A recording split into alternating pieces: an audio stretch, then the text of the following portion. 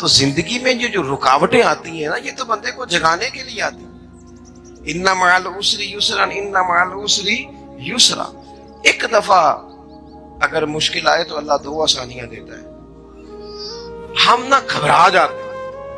یہ دکھ تو بڑے پیارے ہوتے ہیں، یہ تو بڑے نفع بخش ہوتے ہیں، یہ تو فائدہ کرتے ہیں بندے کو۔ تکلیفیں جیسے جیسے زندگی میں آتی ہیں بندہ پالش ہوتا جاتا ہے۔ جیسے جیسے میں اکثر دوستوں سے کہتا ہوں، کبھی مشکل آ جائے اور کوئی بندہ ساتھ نہ بندے کے چلے، نہ رشتہ دار چلے، نہ دوست چلے، نہ گلی محلہ، کوئی ساتھ نہ چلے، ہم شکوے کرتے ہیں، حالانکہ شکوے نہیں کرنے چاہیے۔ اگر یہ ساتھ نہ کوئی بھی چلے تو بندے کو اکیلے لڑنے کا حوصلہ نصیب ہو جاتا ہے، اسے پھر ہمت مل جاتی ہے کہ یہ سفر میں نے اکیلے طے کرنا۔ تکلیفیں بڑی سونی ہوتی ہیں، جب تکلیف آئے تو رب کہتا ہے وَتَوَاصَوْا بِالصَّبْرِ، اب ایک دوسرے کو صبر کی نصیحت۔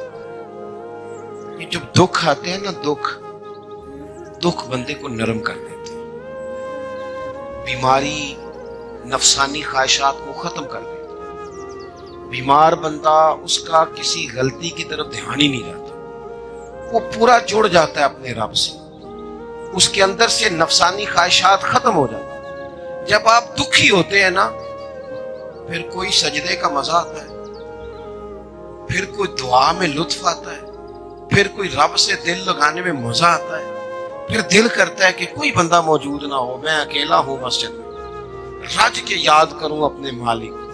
جب آپ صبر کرتے ہیں، قرآن پاک میں نا کم و بیش کوئی 99 کے قریب 90 سے زیادہ مرتبہ صبر کا ذکر ہے، اور محدثین نے تصریح کی ہے کہ کوئی 500 کے لگ بھگ حدیث پاک میں صبر کا ذکر ہے۔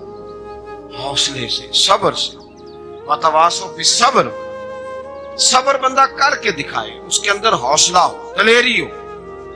ہم نہ جلد باز ہو جاتے ہیں، بعض بزرگ بھی ناراض نہ ہو تو وہ بھی بڑے جلد باز، فٹافٹ کام ہونا چاہیے۔ بعض بچے بھی، بعض جناب سیانے لوگ، بڑی جلدی ہے۔ بندے نے روزہ رکھا ہو نا گرمیوں کا، عصر کے وقت اگر وہ بڑا سوڑا پڑ جائے نا تو روزہ پھر کھل جاتا ہے۔ بولیے، بڑی جلدی ہے جی، بڑی ٹینشن ہے جی، بڑا لگ رہا ہے، تو کھل جائے گا یہ کہنے سے، اس نے کب کھلنا ہے؟ بولیے، آپ کو تکلیف ہو گئی، آپ کو خدا نہ خواستہ ڈاکٹر نے کہا چھوٹا سا آپریٹ کرنا ہے آپ کا، شام کو ٹھیک ہو جائیں گے جی؟ جلدی بڑی ہے، درد بڑی ہو رہی، جلدی کریں ڈاکٹر صاحب۔ تو ڈاکٹر کہتا ہے پہلے خون ٹیسٹ کرا، پھر بلڈ پریشر اپنا چیک کرا، پھر شوگر چیک کرا، پرسوں رپورٹ آئے گی، پھر شام کو لے کے آنا، پھر ٹائم دوں گا، پھر ٹائم دے گا، پھر آپریٹ کرے گا، پھر دوائیاں لکھے گا، پھر آپ کو آرام کا مشورہ دے گا، پھر 2-3 ماہ لگیں گے، پھر طبیعت پوری طرح۔ تو کرنا کیا پڑے گا؟ صبر۔ کیا کرنا پڑے گا؟ صبر۔ صبر زندگی میں ضروری ہے۔ اگر صبر نہیں تو پھر کوئی کام بھی، اپنے مزاج میں حوصلہ لائیں، حلم ہو، بردباری ہو، صبر ہو، تحمل ہو۔ امام علی مقام رضی اللہ تعالیٰ عنہ کو آپ دیکھ لیں، میدان کربلا پورا پڑھ لیں، آپ پوری تاریخ روایات کھنگال کے دیکھ لیں، سامنے تلواریں تھی یزید کے لشکر کے پاس، امام کے پاس حوصلہ تھا۔ وہاں ظلم و جبر ہو رہا تھا، یہاں حوصلہ، علم، بردباری، اعلیٰ ظرفی، کرم۔ دوستو، جب صبر اور تلواریں آپس میں ٹکرائی نا، صبر اور تلواریں، تو تلواریں ہار گئیں، صبر جیت گیا۔ صبر ہمیشہ جیت جایا گا۔ بعض اوقات تھوڑا ٹائم لگ جاتا ہے، تھوڑا سا وقت، کچھ چیزوں کی لوگوں کو فوراً سمجھ نہیں آتی، ٹائم گزرنے کے کافی دیر کے بعد احساس ہوتا ہے وہ تو ٹھیک تھا، احساس۔ لیکن آپ زندگی میں تھوڑا تحمل، تھوڑی بردباری، آپ یقین کریں، ہم جب لڑائیاں کرتے ہیں نا، کسی سے بحث کرتے ہیں، کچھ ایسی باتیں کر جاتے ہیں کہ بعد میں ہمیں احساس ہوتا ہے یار زیادہ سخت بات، مانتے نہیں، لیکن بعضوں کا خیال ہوتا ہے یار یہ نہیں کہنا چاہیے، لیکن وہ بات غصے میں نکل جاتی ہے، صبر ہوتا نہیں، پھر وہ خرابی ہوتی ہے۔ اپنی زندگی میں صبر، اپنے رب پر جو مضبوط بھروسہ ہے، مضبوط سیدہ طیبہ طاہرہ حضرت فاطمہ الزہرا رضی اللہ تعالی عنہا نا اونٹ کے بالوں کی بنی ہوئی چادر اوڑھ کر چکی پیس رہی تھی. یہاں بیویاں بڑا روتی ہیں، غریبی بڑی ہے، بڑی غریبی ہے. حالانکہ اب کون بندہ پیوند والے کپڑے پہنتے ہیں، دور ہی گزر گئے. اب تو بڑی مشکل سے وہ لوگ ملتے ہیں جو جوتا ٹوٹ جائے تو گانٹھ کے پہنے، ورنہ تو نئے جوتے آ جاتے ہیں. حضرت سیدہ پاک اونٹ کے بالوں کی بنی ہوئی چادر اوڑھ کے چکی پیس رہی تھی. نبی پاک صلی اللہ علیہ وسلم نے دیکھا، آنکھوں میں آنسو ضرور آئے، اور محبوب نے فرمایا فاطمہ دنیا میں تھوڑی سی تکلیف برداشت کرو، قیامت کی ساری عزت اللہ آپ کو ہی عطا فرمائے گا. تو توکل کی مضبوطی، اللہ کی ذات پر بھروسہ، اپنے رب کریم کے ساتھ امیدوں کا وابستہ کرنا، اس سے مضبوطی آئے گی. دوسرا فرمایا وَعَمِلُوا الصَّالِحَاتِ، بہترین عمل کیا جائے زندگی میں، نیک اعمال کیے جائے، وقت ضائع نہ کیا جائے، ہر وقت کوئی نہ کوئی کام بندہ کرتا رہے. یہاں بہت سارے لوگ ہیں جن کو لوگ نیک کہنا شروع کر دیتے ہیں نا، وہ سمجھ لیتے ہیں شاید ہم سچی مچی نیک ہیں. لوگ جو کہتے ہیں حضرت صاحب قبلہ، پیر صاحب قبلہ، میں یہ طالب علموں کو، دوستوں کو، بلکہ اپنے آپ کو بھی کئی دفعہ کہتا رہتا ہوں، اپنے آپ کو سمجھاتا ہوں کہ یہ لوگ تجھے کہہ رہے ہیں حضرت صاحب، یہ تو رات کو تو اپنے آپ سے پوچھنا، اپنے رب سے پوچھ. کبھی موقع ملے تو اپنے گریبان میں جھانک، غور کر کے تیری کیفیت کیا ہے. تنہائی میں تیرا دل اللہ سے جڑتا ہے کہ نہیں؟ عبادت میں دل لگتا ہے کہ نہیں؟ خدا کا خوف دل میں رہتا ہے کہ نہیں؟ غریب کی محبت، عزیزوں قربت والوں کا احساس طبیعت میں موجود رہتا ہے کہ نہیں؟ ایسے تو میرا مطلب ہے، لوگ کہہ دیتے حاجی صاحب آپ بڑے سخی ہیں، تو اس سے تو نہیں نا بندے نے سخی ہونا. سخی تو تب ہونا ہے جب اللہ کی بارگاہ میں مقبول ہو. اعمال صالحہ، نیک کام، اور وہ کرتا رہے بندہ، کوئی بھی کام اسے نیکی کا مل جائے نا. دیکھو نبی پاک صلی اللہ تعالی علیہ وسلم نے فرمایا نیکی کو کبھی حقیر نہیں سمجھنا، کبھی حقارت سے نہیں نیکی کرنی کہ یہ بڑی چھوٹی ہے تو میں اس کو کروں. اب فرمایا کبھی حقیر نہ سمجھنا، نیکی کا کام جو بھی ملے کر دینا. فرمایا اگر بھائی سے مسکرا کے ملو گے بھی نا تو اس پر بھی اللہ تمہیں صدقے کا ثواب عطا کرے گا. ہم تو اس دین سے کے ماننے والے ہیں جو کہتا ہے تو گلی سے روڑا اٹھا دے، کانٹا اٹھا دے، کسی کی تکلیف دور کر دے، کسی اس پر گنجائش کر دے، کسی کے لیے آسانی کر دے. جو بھی خیر کا کام میسر آئے پورے دن میں اسے چھوڑے نہیں. صبح گھر سے نکلے، وہ ایک صحابی تھے، غالباً تابعی تھے، تو بازار جاتے اپنے غلام کے ساتھ تو سارا بازار گھوم کے واپس آ گئے. خادم نے کہا جناب کو نہ کوئی خریدا نہ کچھ بیچا. تو آپ سارا بازار گھوم کے آ گئے. فرمانے لگے تیرا کیا خیال ہے؟ میں نے کچھ بھی نہیں کیا. کہا جناب پھر کیا کیا ہے؟ فرمانے لگے تم نے دیکھا جو بندہ بھی گزرا ہے میں نے اس کو کہا السلام علیکم، تو کتنی کو نیکیاں میں جمع کر کے آ گیا ہوں. کوئی خیر جو میسر آئے. ہم سمجھتے ہیں کہ شاید کوئی کروڑ کو روپیہ ہوگا تو پوری مسجد بناؤں گا تو پھر میں نے نیکی کر دی. شاید جناب میں، حالانکہ یہ چھوٹے چھوٹے کام ہے نا، چھوٹے چھوٹے کام، ان کی تو زیادہ ضرورت ہوتی ہے، ان کی تو زیادہ حاجت ہوتی ہے. کوئی آپ رستے میں گزر رہے ہیں تو نیچے کوئی کھڈا بنا ہوا ہے، اس پر ہم کیا کرتے ہیں؟ گاڑی میں بیٹھ کے تبصرہ کرتے ہیں اے روڈ کھورے کدوں بننا ہے. تو یہ کھڈا ہے نا تو آپ نیچے اترے نا، تو آپ دھابڑا لیں نا، کہیں پکڑے نا، یہ تو 5 منٹ کا کام ہے. یہاں آسانی کر دے نا، آپ اس میں گنجائش کر دیں. حضور سید عالم علیہ السلام نے فرمایا، امام راضی نے حدیث لکھی ہے، قیامت کے دن ایک بندے کو اللہ معاف کرے گا تو مالک وہ بندہ عرض کرے گا یا اللہ میں تو بڑا گناہگار ہوں، کس وجہ سے معافی ہوئی؟ فرمایا رات کے وقت تو گزر رہا تھا، تیرے پیر سے روڑا ٹکرایا تھا، تو نے اٹھایا ادھر ادھر دیکھ کے کہ کوئی اللہ کے کسی بندے کو تکلیف نہ ہو جائے. کہا مالک کو وہ تو میں نے زمانہ بیت گیا، کوئی اتنی بڑی بات بھی نہیں سمجھی. تو رب کریم نے فرمایا تو رات کے اندھیروں میں بھی میرے بندوں کا خیال رکھتا تھا تو میں تیرا خیال نہ کروں؟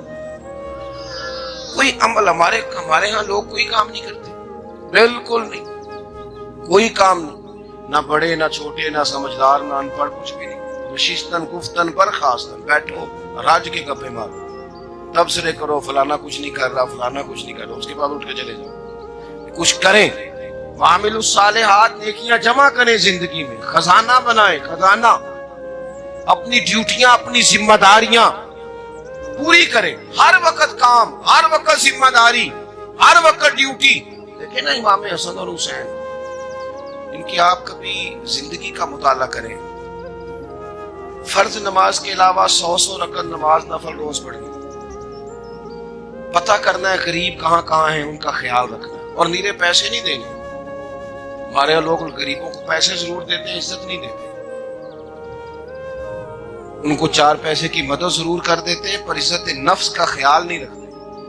امام زین العابدین رضی اللہ تعالیٰ عنہ فرماتے ہیں، گزر رہے تھے، آپ دیکھیں نا، امام غزالی حدیث لائے ہیں کہ بندہ اور کچھ نہ کرے، کسی مومن کا دل راضی کر دے تو اللہ 60 سال کی نفلی عبادت کا ثواب عطا کرتا ہے۔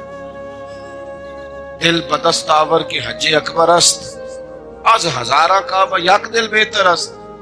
کسی کا دل خوش کر دینا، اس کو راحت دے دینا، اس کو قرار دے دینا، اس کے لیے کوئی ایسا سامان کر دینا کہ بندہ مطمئن ہو جائے، سکون ہو جائے۔ یہ ہمارے ہاں جو لوگ ہوتے ہیں نا، سرکاری ملازمین، ڈیوٹیوں والے، ان کی طبیعتوں میں تلخی ہوتی ہے۔ جی اگر صرف پیار کرنے لگ جائے نا، میں کچھ میڈیکل سے وابستہ لوگ میرے احباب میں سے ہیں، تو میں ان سے کہتا ہوں کہ شفا تو اللہ نے دینی ہے، چلو تم دعائی تو آج کے دیا کرو، تم آنے والے کی بات تو توجہ سے سنو۔ وہ بیچارہ اپنی بات، ہمارے ایک بزرگ تھے تو تعویذ لکھا کرتے تھے، بڑے عالم تھے، مجھے کچھ تھوڑی سی نا میرے دل میں ان کے بارے میں خفگی رہتی تھی کہ آپ اتنے بڑے عالم ہیں، آپ کتاب لکھیں، آپ تعویذ لکھ رہے ہیں، اور پھر لوگوں نے کمائی کرنی ہوتی ہے، آپ تو مفت دیتے ہیں سارا کچھ، اتنی لمبی ڈیوٹی، سارا دن بیٹھے رہتے ہیں، آپ لکھ دے تعویذ، پڑھائیں آپ۔ میں نے ایک دن ان سے گزارش کی، میں نے کہا شیخ آپ بڑے آدمی، جن لوگوں کو اللہ نے رسوخ فی العلم عطا فرمایا ہوتا ہے ان میں سے آپ، اللہ نے آپ کو پختگی دی ہے، علم شعوری عالم ہے آپ، سارا دن تعویذ۔ فرمانے لگے یار میں تعویذ نہیں لکھتا، اصل مسئلہ یہ ہے کہ جو تعویذ لینے آتا ہے وہ اپنا سارا دکھ سناتا ہے، تو میں تعویذ نہیں لکھتا، میں نہ بس لوگوں کے کلیجے ٹھنڈے کرتا ہوں، میں کسی کا، اب تو بچوں کے پاس ٹائم ہی نہیں، وہ تو ابا کا دکھ نہیں سنتے، بالکل، وہ تو ڈھونڈتے ہیں کوئی کونا ملے تو جا کے موبائل دیکھیں، تو بیٹھتے ہیں، اماں کہہ رہی ہوتی ہے کہ پتر 10 منٹ میرے پاس بھی بیٹھا تھا، لیکن پتر مصروف پڑا، ویڈیو چڑھانی ہے اس نے، ٹک ٹاک بنانا ہے اس نے نئی تصویر چڑھانی، ہم الجھ گئے۔ یہ چیزیں انسان کو نفسیاتی طور پر کمزور کر دیتی ہیں، جو لوگ زیادہ یہ کام کرتے ہیں ان کے حافظے کمزور ہو جاتے ہیں، وہ الجھ جاتے ہیں، انہیں پتہ نہیں ہوتا رات میں نے کیا کہا تھا، صبح میں کیا کہہ رہا، ہر وقت نہیں، ضرورت کے وقت، ہر ٹائم نہیں، مخصوص اوقات۔ حضرت امام زین العابدین رضی اللہ تعالیٰ عنہ فرمانے لگے، ہم گزر رہے تھے، امام حسین ساتھ تھے، تو رستے میں نہ کچھ غربا، غریب لوگ بیٹھ کے کھانا کھا رہے، کہتے ہماری ان پر نظر پڑی تو انہوں نے حضرت امام حسین رضی اللہ تعالیٰ عنہ سے کہا حضور آئیے تشریف لائیے کھانا کھائیے۔ ضروری نہیں ہوتا آپ کو سب کا کھانا پسند ہی ہے، ٹیسٹ اپنے اپنے ہوتے ہیں، یہ ضروری تو نہیں، کھانا پسند نہ بھی آئے تو دل تو پھر بھی راضی رکھنا چاہیے۔ قربان جائیں نبی پاک نے کس طرح ہماری تربیت کی۔ حضرت عائشہ صدیقہ رضی اللہ تعالیٰ عنہ فرماتی ہیں کریم محبوب کا میں نے یہ طریقہ دیکھا کہ اگر کھانا ناپسند ہوتا تو چھوڑ دیتے، پر کبھی اس میں سے نقص نہ نکالتے، عیب جو ہی نہ کرتے۔ گرمی کے موسم میں کھڑی ہے بیچاری خاتون، کتنی مشقت سے اس نے کھانا بنایا اور کتنی گرمی سہی ہے چولہے کے سامنے، لیکن صاحب کھانا رکھا ہے تو کہتے ہیں یہ تو کی پکایا، وہ کھانے والی چیز ہے، میں اس طرح کرنا، اب جو اگلی ہنڈیاں وہ تو پکا، نہ تو کھڑا ہو، یہ پتہ چلے یہ کام کتنی مشقت کا ہے۔ زندگی میں کچھ تھوڑا سا دوسروں کا خیال رکھنا، یہ بھی تو دین کا حصہ ہے. آپ اپنی زندگی میں ہمیشہ اپنے لیے سوچیں, کسی اور کا سوچیں ہی نہ.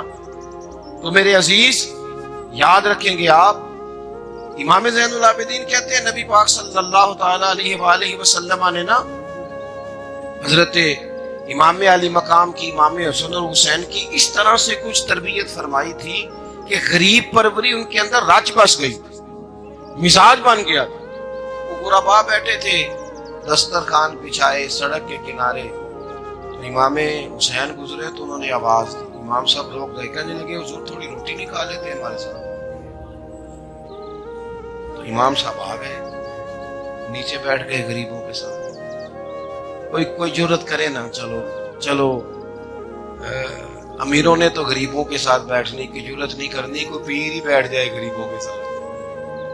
وہی مہربانی کرتے ہیں کہ میں پیر صاحب ہوں, قبلہ ہوں, تو میں ہی چلو لنگر کھا لوں مریدوں کے ساتھ بیٹھ کے. ہماری تو محفلوں میں بھی نا جی نعت خانوں کا, مولویوں کا, دوسروں کا کھانا اور ہوتا ہے, اور غریب آدمی کو شاپر میں چاول ڈال کے دیتے ہیں, ساتھ اسے کہتے ہیں یہ لنگر شریف ہے. بھئی اگر یہ شریف ہے, تبرک ہے, تو یہ پیر صاحب نو نہیں سی لنگدا, اڑتا ہے گلے میں لنگر ان کو. یہ لنگر شریف جو ہے یہ نعت خاں کو بھی تو گزرنا تبرک ہے کہ نہیں؟ ہاں نہ تو کرو نا. تو جیڑی زیادہ تبرک والی شے ہے وہ پیراں نو بھی تو کھانی چاہیے نا. نعت خاں کو اس کے لیے لہدا سے مرغ مسلم اعلیٰ کھانے. میں اکثر دوستوں سے کہتا ہوں چلو میلاد شریف پہ ہی صحیح سب کے لیے اچھا کھانا پکاؤ. چلو جس غریبوں کے بچوں کو بیچاروں کو سارا سال وہ بوٹیوں کے لیے لڑتے ہیں, تو میلاد بھی اچھی روٹی پکا دو. تو بچہ جب کھائے گا نا بہت ساری بوٹیاں اور چاول, اور اپنے ابا سے پوچھے گا کہ ابا جی آج کی گل ہے, بڑا گوشت پہ لبد ہے. تو ہو سکتا ہے غریب باپ روئی پڑے اور اسے کہ پتر تو آج راج راج کے کھاج ساڑھے نبی پاک کا میلاد شریف.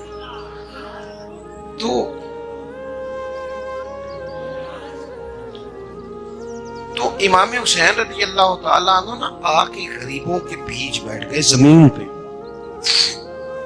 انہوں نے کہا کھائیے. تو وہ جس طرح وہ کھا رہے تھے نا سادے برتنوں میں ساتھ, امام حسین کھانا کھانے لگ گئے. میں نے کہا خیر کا کام کوئی بھی ملے اسے ضائع تو لاہور کچھ نہیں کر سکتے تھے, کسی کو سڑک ہی پار کرا دینا بھی نہ. چلو اور کچھ نہیں کر سکتے تو آپ کو پتا ہے کہ سامنے والا بوجھ لے کے گزر رہا ہے, آپ تھوڑا سا ہٹ جائیں روڈ سے, اسے گزر لینے دیں. کوئی تو کام زندگی میں, کوئی ارادہ تو خیر کا بندہ کرے. امام حسین بیٹھ گئے, ان کے ساتھ روٹی کھائی. تھوڑی دیر کے بعد اجازت لی, فرمایا جاؤں. کہنے لگے حضور اور کھائیے. فرمانے لگے میں تو ابھی روٹی کھا کے آیا تھا اور آج تک ایسا نہیں ہوا کہ دوبارہ کھانا کھاؤں. ایک لقمے کی بھوک نہیں تھی, جتنا بھی کھایا ہے نا یہ تمہارا دل خوش کرنے کے لیے کھایا ہے. غربا مساکین کی وعامل الصالحات, ایماندار بندہ ایمانداروں جیسے کام کرتا ہی اچھا لگتا ہے. 25 حاجریاں امام حسن اور حسین نے مدینے سے مکے پیدل جا.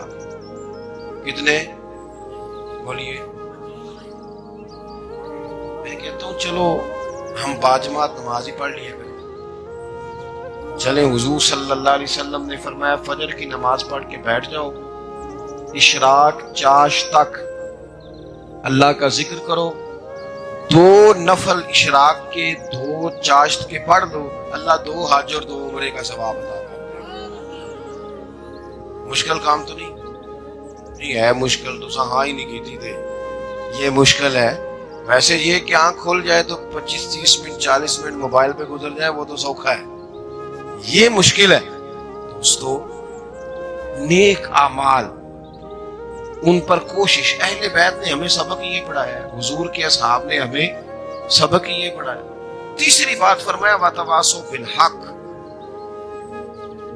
صرف یہ نہیں کہ تم نماز پڑھ کے تو بیٹھ جاؤ, تم نے نا بے نمازی کو نماز کی دعوت بھی دینی ہے. مظلوم پر ظلم ہوتا رہے اور کونے میں چپ کر کے بیٹھے نہیں رہنا, بلکہ اگر ہاتھ پکڑا جا سکتا ہے تو ظالم کا ہاتھ پکڑنا ہے. نبی پاک علیہ الصلوۃ والسلام نے فرمایا اپنے بھائی کی مدد کرو چاہے وہ ظالم ہو یا مظلوم ہو. بھائی کی مدد کرو چاہے ظالم ہو یا مظلوم ہو. تو صحابہ نے عرض کی یا رسول اللہ صلی اللہ تعالی علیہ وسلم یہ مظلوم کی مدد تو سمجھ میں آتی ہے، یہ ظالم کی مدد کیسے کریں؟ نہیں سمجھ آ رہی ہے آپ کو بات کی؟ یا رسول اللہ صلی اللہ تعالی علیہ وسلم مظلوم کے ساتھ کھڑا ہونا تو ہماری عقل میں آ گیا، تو ظالم کی مدد کیسے کرنی ہے؟ نبی پاک صلی اللہ تعالی علیہ وسلم نے فرمایا ظالم کو ظلم کرنے سے روک دو، تم نے اس کی مدد کر دی، اسے باز کرو۔ لیکن ہم تو اتنی جرت ہی نہیں رکھتے بدی کو بدی کہنے کی، اتنی طاقت ہی نہیں ہوتی، جھوٹ کو جھوٹ کہنے کی ہمت۔ ہمارے گھر میں سارا کچھ ہو رہا ہوتا ہے، ہمیں پتہ ہوتا ہے کہ فلاں جگہ پہ ہمارا قبیلہ ہماری برادری غلط ہے، پر اتنی جرت کرتے ہم سچ بولتے ضرور ہیں پر دوسروں کے بارے میں، اپنے بارے میں سچ بولنے کو تیار نہیں ہوتے۔ جرت کا مظاہرہ کریں، زندگی میں حق کو حق کہنا سیکھیں، غلط کو غلط کہنا سیکھیں، جھوٹ کو جھوٹ کہیں، بدی کو بدی کہیں، سچائی کا ساتھ دیں ہمیشہ۔ ہم نے جب تک دیکھو نا ظلم ہوتا رہے، زیادتی ہوتی رہے، اپنا دروازہ اندر سے بند کر لو، پتر باہر نہ جانا، کیوں جی باہر اس پہ ظلم ہو رہا ہے، ان کے گھر آگ لگی ہے، کوئی ہمارے گھر تو نہیں نہ لگی۔ یاد رکھنا پڑوسیوں کی آگ نہ بجھاؤ گے تو اپنے گھر بھی آ جائے گی۔ اگر مظلوم کا ہاتھ نہیں پکڑو گے تو ظالم دلیر ہو جائے گا۔ اور ہمارے جتنے بھی بزرگ گزرے انہوں نے ظالموں کو ظالم کہا۔ امام احمد بن حنبل نے جیل کاٹی، امام اعظم ابو حنیفہ نے جیل کاٹی۔ آج کل لوگ کہتے ہیں مولانا صاحب آپ نے نا جناب غلط کو غلط نہیں کہنا، سیاست کی بات نہیں کرنی۔ کیوں جی؟ کس لیے نہیں کرنی؟ سیاست تو تدبیر کا نام ہے۔ بنو اسرائیل میں جتنی بھی تدبیر ہوتی تھی وہ سارے انبیاء کیا کرتے تھے۔ کیوں نہ بات کریں؟ یہ جن کرسیوں پہ آج تم نے ظالم و جابروں کو بٹھایا، یہ کرسی تو حضرت ابوبکر صدیق جیسے لوگوں کی ہے، یہ تو حضرت عمر جیسے لوگوں کی سیٹ ہے، حضرت عثمان غنی جیسے لوگوں کا کام ہے، مولا علی جیسے لوگوں کا کام ہے۔ غلط جگہوں پہ غلط لوگ بٹھا دی اور پھر جھوٹے کو جھوٹا بھی نہ کہیں، ظالم کو ظالم بھی نہ کہیں۔ ہم سے نہ رقم ہوں گے قصید یزید کے، کیونکہ ہم لوگ تو حسین کے سیرت نگار ہیں۔ یہ کیا بات ہوئی؟ آپ سچی بات ہی نہ کریں، کلمہ حق کہیں، ہمیشہ کھری بات کہیں، سچی، گرچہ اپنا نقصان ہو، حق کے ساتھ کھڑے ہونا سیکھیں۔ وتواصوا بالحق، ساری آسانی تھی، امام حسین کو کوئی مسئلہ نہیں تھا، آرام سے بیٹھے تھے۔ آج کتنے موجوں میں بیٹھے ہیں، پیر صاحبان، مولوی صاحبان، خطیب صاحبان، سیاستدان، وڈیرے، موج لگی ہوئی ہے، کسی کو کچھ نہیں کہنا، کچھ کہیں گے تو پھر بندے مخالفت کریں گے۔ تو امام حسین مسجد نبی میں جمعہ پڑھاتے تھے، چپ کر کے بیٹھے رہتے۔ حضور سید عالم علیہ السلام کے مزار انور کے پاس بیٹھے تھے، بیٹھے رہتے۔ لیکن امام حسین نے فرمایا ظالم حکمران بنے تو وہ قوموں کو تکلیف دیتے، وہ ملی نقصان کرتے، وہ امت کا چہرہ مہرہ بگاڑ کے رکھ دیتے، لہذا کھڑے ہونا پڑتا ہے، کلمہ حق کہنا پڑتا ہے، الہے کلمۃ الحق کے لیے نکلنا پڑتا ہے۔ آپ اپنی زندگی کے اندر سچی بات کرنا سیکھیں۔ الیکشن کے دن آ گئے، میرے ایک بڑے محبت والے ساتھ آ گئے ووٹ کے لیے۔ ویسے بھی یہ جو بیماری ہمارے ملک میں ہے نا جی، ہمارے ہاں حکمران بعضوں کا کہتے ہیں ہو جی جمہوریت بڑی ضروری ہے۔ بھئی کس مصیبت کا نام ہے جمہوریت؟ اقبال تو کہتے ہیں کہ یہ وہ چیز ہے کہ جس میں پتہ ہی کوئی نہیں ہوتا، پڑھے لکھے ان پڑھ کا، چھوٹے اور بڑے کا، سیانے اور بیوقوف کا۔ جمہوریت وہ طرز حکومت ہے کہ جس میں بندوں کو گنا کرتے ہیں، تولا نہیں کرتے۔ ایک بات صرف سن لیں اور میں اپنی بات کو سمیٹوں، آپ کو لطف آئے گا۔ تمام صحابہ حضور کے گرد بیٹھے تھے، اور جہاں سب لوگ بیٹھے تھے وہاں جگہ ذرا کم تھی۔ حضرت سیدنا ابوبکر صدیق رضی اللہ تعالیٰ عنہ بالکل حضور کے ساتھ بیٹھے تھے، وہ آج بھی بالکل ہی حضور کے ساتھ ہیں۔ کیا مقدر ہے صدیق و فاروق کے، جن کے گھر رحمتوں کے خزینے میں بالکل ساتھ بیٹھے۔ اچانک حضرت مولا علی شیر خدا آ گئے، کوئی سے ابھی بھی اٹھ کر جگہ دے دیتا اور سارے دینا بھی چاہ رہے تھے، لیکن حضرت مولا علی جیسے ہی آئے نا، سب سے پہلے حضرت صدیق اکبر اٹھے اور بازو تھام کے آگے جا کے بڑھ کے مولا علی کا بازو تھام کے حضور کے قریب لا کے بٹھایا، خود ذرا سائڈ پہ ہو کر بیٹھ گئے۔ اب یہ حضور کے سامنے سارا کچھ ہو رہا ہے تو بولنا کس نے تھا؟ کسی کو ضرورت ہی نہیں ہوتی تھی معبود کے سامنے کوئی تبصرہ کرے، کوئی کر ہی نہیں سکتا تھا، کسی کو ضرورت ہی نہیں تھی، کوئی نہ بولا، خود رسول کریم بولے اور حضور فرمانے لگے دیکھا تم نے میرے ابو بکر نے کیا کیا؟ اور پھر حضور نے جملے کہے وہ یاد رکھنے والے ہیں، شیخ اسماعیل حقی نے اس کو لکھا ہے، نبی کریم فرمانے لگے عزت والا ہی کسی کو عزت دیا کرتا، فضل والے لوگ ہی دوسرے کا فضل سمجھا کرتے ہیں، تو یہ تو صاحب عزت لوگ تھے، یہ تو ایک دوسرے کو عزتیں دیتے۔ تم کون ہو جو عزتیں اتار رہے ہو؟ تم کون ہو جو اس طرح کا لہجہ اختیار کیے ہوئے؟ تو ان لوگوں کا آپس میں گہرا تعلق، رب، پیار، محبتیں، خلوص، وارفتگیاں، تو کبھی بھی کسی ایسے شخص کے چکر میں نہ آئیں جو ہمیں ان لوگوں سے لڑانے کی صحیح کرے۔ اللہ تعالیٰ کی بارگاہ میں دعا کرتا ہوں جو میں نے کہا ہے اللہ اسے قبول فرمائے، جہاں ہم بھول گئے ہیں اللہ درگزر کرے۔ آخر دعوانا الحمد